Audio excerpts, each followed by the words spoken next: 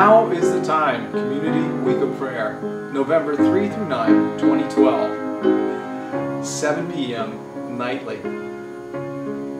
Hi, my name is Pastor Tom Bentley, and I'd like to introduce myself and talk to you about the importance of what we want to do here with the Dodge County Community Week of Prayer 2012. You see, we believe that we're living in a time like no other. The nations around us are angry. The situations in our finances and in our world are unsteady. Even what we see in our community is troubling at times. And friends, we believe at this important juncture in our state and in our nation's history, we as people of faith should come together for prayer. And I'd like to invite you to get involved.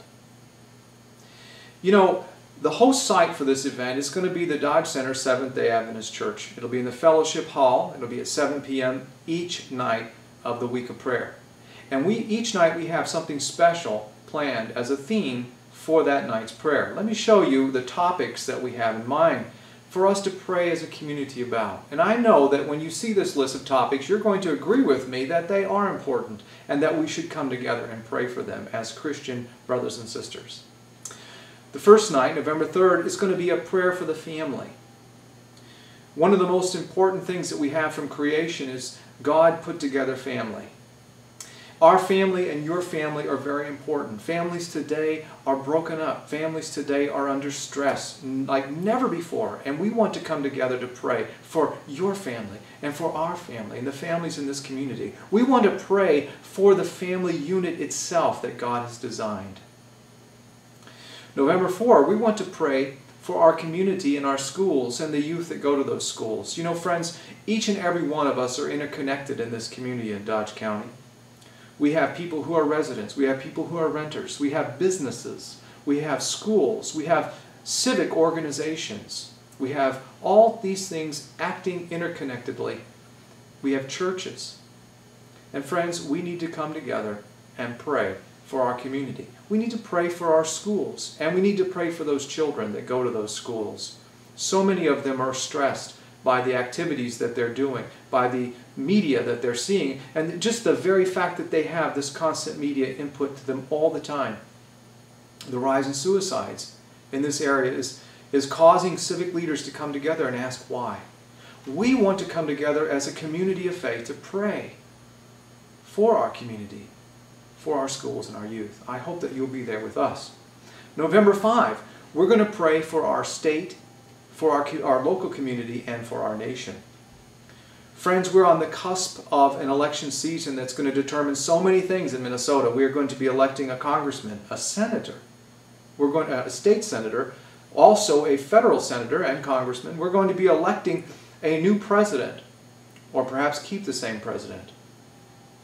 Friend, there are issues on the ballot that deal with family. They deal with many other important issues. And we need to come together as people of faith and pray for our nation. Pray for our communities. Pray for our leaders. Because we are in a place in time where leadership counts the most. Then, the very next day, we're going to be praying for healing. You know, there's so many people in our community that are hurt. They are physically need healing. They are emotionally need healing. And of course, our nation may need healing. And we're going to come together to pray for the healing of our communities and our nation and the people within them. This will be a night to bring together all those requests for healing that God will hear.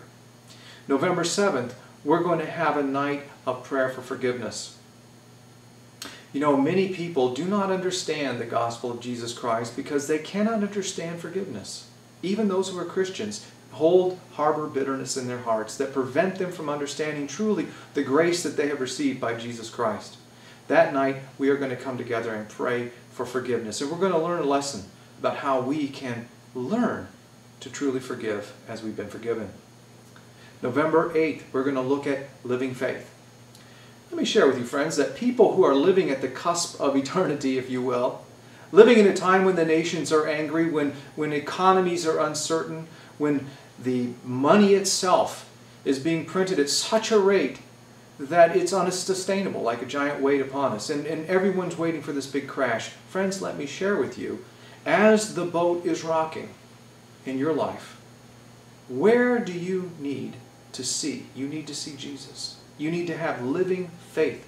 That night we're going to be praying for living faith for you, for all the Christians in this community, that we would be able to go through and weather the storms that happen or that could happen in our lives. Finally, the last night of prayer, November 9th, we're going to come together for praise and adulation. Let me share with you, friends, that out of all the locations that we could have in the Midwest this time of year, Dodge Center is certainly the blessed. The community of Dodge County is blessed. I look out at those farm fields and I see all this harvest. I look at the businesses that are essentially thriving and they're hiring. We here in Dodge County are so blessed by God. Just 100 miles south of here, farmers are not saying the same thing. In other cities, they're struggling for jobs. Friends, let me share with you, we should come together as a community and be praising God, thanking God for what God has done in our lives. That will be the night. We'll end this week of prayer with praise and adoration. And I pray that you'll be here, because I know these topics are important to our community, and I want you to be a part of it. I want you to be praying with us. Now, here's how you can get involved. First thing you could do is you could form your own prayer group. We're going to have a participants guide, and in that participants guide there'll be a facilitators page that will help you to form a group of your own, from your own community, maybe your family or your friends. You could bring that group to the host site each night, and then with other host groups we can pray together. And there'll be resources there for us and participant guides for each and every one, and a presentation to help us go through that night's prayer.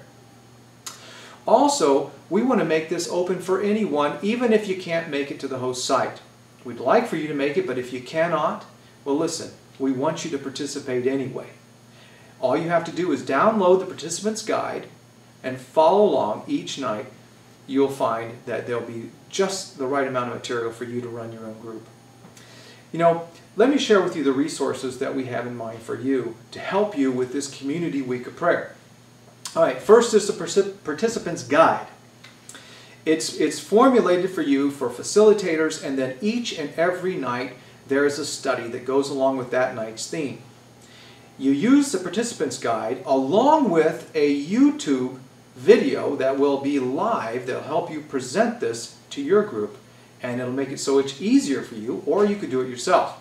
Now, how can you get a copy of this guide? Well, it's simple. You either come to the host site and we'll have them there for you, or you could pick them up. Secondarily, you could email us or call us and we'll get it to you that way. We'll send it to you.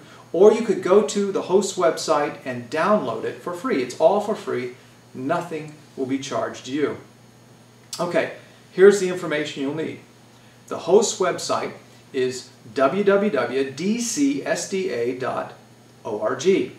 The email is dcweekofprayer@gmail.com. And finally, the phone number is 507-374-6895. Okay, now each night we'll be having a live prayer group together, community prayer. But right after that, we are going to upload onto YouTube, on a YouTube channel, a video for you to follow if you can't come to the host site for any reason. Now, how you find it is you go to YouTube, and there on YouTube you type in the search engine DC Week of Prayer 2012. You type that in, it'll take you to that channel, and there you'll find obviously this introduction that you've just looked at, and also you'll find that night's